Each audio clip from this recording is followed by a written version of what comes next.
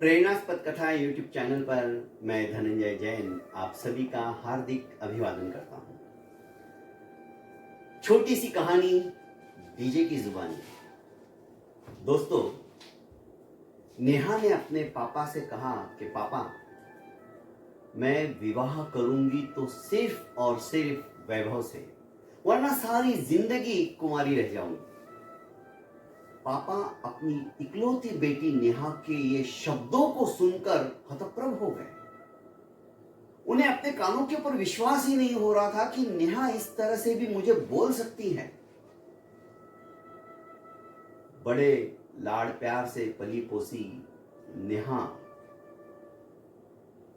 हृदय को चुभने वाले शब्द जब अपने पिताश्री से कहती है तो पिताजी के पैरों तले धरती खिसक जाती है।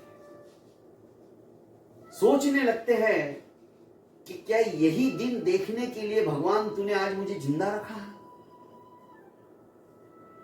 पर अपने आप को संभालते हुए नेहा से उन्होंने कहा कि बेटा, मां बाप अपने बच्चों के सुखद भविष्य के लिए सपने संजो के रखते हैं और तुम अब सयानी हो गई हो। तुम अपना खुद का हित और अहित भली भांति से जानती हो। भला तुम गलत कदम कैसे उठा सकती हो। तुमने जो कुछ सोचा होगा, जो कुछ निर्णय लिया होगा, सही ही होगा। पर बेटा, एक बाप होने के नाते मैं चाहता हूं कि वैभव कैसा है, क्या करता है, उसका फैमिली बैकग्राउंड कैसा है, मैं तो कुछ भी नहीं जानता हूं। नेहा ने अपने पापा का हाथ अपने हाथों में लेकर कहा कि पापा, नेहा को मैं अपने आप से भी ज्यादा जानती हूं। वैभव शायद खुद को नहीं जानता है जितना नेहा उसे जानती है। पापा, संसार के अंदर वैभव से बढ़िया लड़का मुझे मिलने वाला नहीं है। और कहीं ना कहीं तो आप मेरा विवाह कराने ही वाले हो, तो वैभव के साथी क्यों नहीं? क्योंकि वैभव मेरा जीवन साथी बनने योग्य है। पिता के पास नेहा वैभव के तारीफ के पुल बांधने लगी। पिता ने कहा कि बेटा, मुझे कोई ऐतराज नहीं है, पर एक छोटी सी परीक्षा क्या हम वैभव की ले सकते हैं? यदि उस परीक्षा के अंदर वैभव उत्तीर्ण हो गया तो मैं तुम्हारा विवाह धूमधाम से कराऊंगा। नेहा चहक उठी। इतनी आसानी से और इतनी जल्दी पापा मान जाएंगे, नेहा को भी विश्वास नहीं था। बड़ी खुश हुई। पापा, आप कौन सी परीक्षा लेना चाहते हो? वैभव हर परीक्षा के अंदर नंबर 1 आएगा, क्योंकि मुझे वो दिलो जान से प्यार करता है, मेरे लिए अपनी जान तक दे सकता है। बेटा, हमें किसी की जान नहीं चाहिए, बस जो मेरे कलेजे के टुकड़े को इस तरह से प्यार करने वाला मिलना चाहिए जो उसकी जिंदगी के अंदर कभी भी दुख ना आने दे। पापा, वो ऐसा ही है, मेरे आंखों में कभी आंसू नहीं देख सकता। पिता ने कहा, बेटा, हम उसकी परीक्षा लेंगे और परीक्षा किस तरह से लेनी है मैं तुम्हें संक्षिप्त में समझा देता हूं। नेहा तैयार हो गई। उसने कहा, पापा, देरी क्यों, आज ही जब मैं कॉलेज जाऊंगी तो वैभव से बताऊंगी। आपके प्लान के हिसाब से मैं चलूंगी, आप चुपचाप पीछे खड़े होकर देखते रहना। मैं उसे बताऊंगी नहीं आप आए हो और ये हमारा प्लान है। मेरा दिल कहता है कि वैभव 101% पास हो जाएगा। ठीक है बेटा। नेहा और वो पति घराने की लड़की, इकलौती लड़की। दोस्तों, नेहा पहुंच गई अपने कॉलेज में। पिताजी भी धीरे से उसके पीछे पीछे उसके कॉलेज में पहुंचे, जहां पर वैभव हमेशा बैठकर नेहा से बातें करता रहता था। पिताजी उस पेड़ के पीछे जाकर खड़े हो गए। नेहा ने आते ही वैभव से कहा कि वैभव,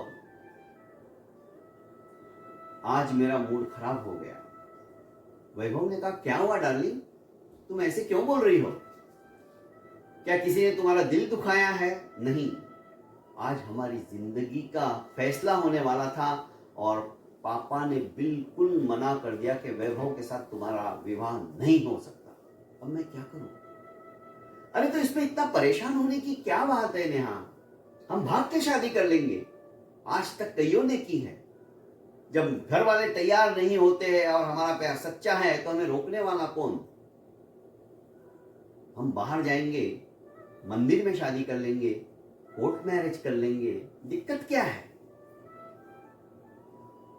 नेहा बोली कि मेरे मम्मी पापा की इस शहर के अंदर बहुत अच्छी इज्जत है, उस इज्जत का फलूदा हो जाएगा, इज्जत का पंचनामा हो जाएगा। मेरे पापा शायद हार्ट अटैक आकर मर जाएंगे। अरे नेहा, तुम कैसी बात करती हो? हमारे सुख और हमारे चैन के लिए हमें इतना तो करना ही पड़ेगा। यदि उन्हें तुम्हारे सुख की चिंता होती तो इस तरह से मना नहीं करते। पर वैभव, हम कैसे शादी करेंगे? अरे यहां से हम कहीं जाएंगे 2-3 महीने के लिए साउथ वगैरह में, वहां आराम से किसी होटल में रुकेंगे, हनीमून भी वहीं मनाएंगे, शादी करके वापस आ जाएंगे। तब तक तुम्हारे मम्मी पापा का गुस्सा भी शांत हो जाएगा। सिर्फ तुम एक काम करना, घर में से जितना सोना चांदी, नगद, रोकड़ा, जो कुछ तुम ले सकती हो अपने बैग के अंदर भर लेना, क्योंकि होटल में हमें रुकना ही पड़ेगा और उसके लिए पैसा चाहिए। तो तुम पैसा नहीं लाओगे नेहा, मैं तुम्हारे लिए जान दे सकता हूं, पर पैसे के मामले में तुम मुझे कभी मत बोलना, मेरे पास कुछ नहीं है। नेहा बोलने लगी, तुम कैसी बात कर रहे हो वैभव, मैं भला इतना पैसा कहां से लाऊंगी? अरे तुम्हारे पापा के पास क्या कमी है? रात को जैसे ही वो सोते हैं तो चुपचाप अलमारी खोलकर, तुम्हें तो पता ही हो कहां पैसा है, कहां गहने हैं, सब कुछ ले लेना, हम आराम से 3-4 महीने व्यतीत कर देंगे। और पापा को ये सब पता चलेगा तो क्या होगा? तुम पापा की क्यों चिंता करती हो? इतना सुनना ही था। नेहा ने खिंचा के एक चाटा वैभव के गालों के ऊपर जड़ दिया। वैभव, तुमसे मुझे ऐसी अपेक्षा नहीं थी। अरे जिन माँ बाप ने मुझे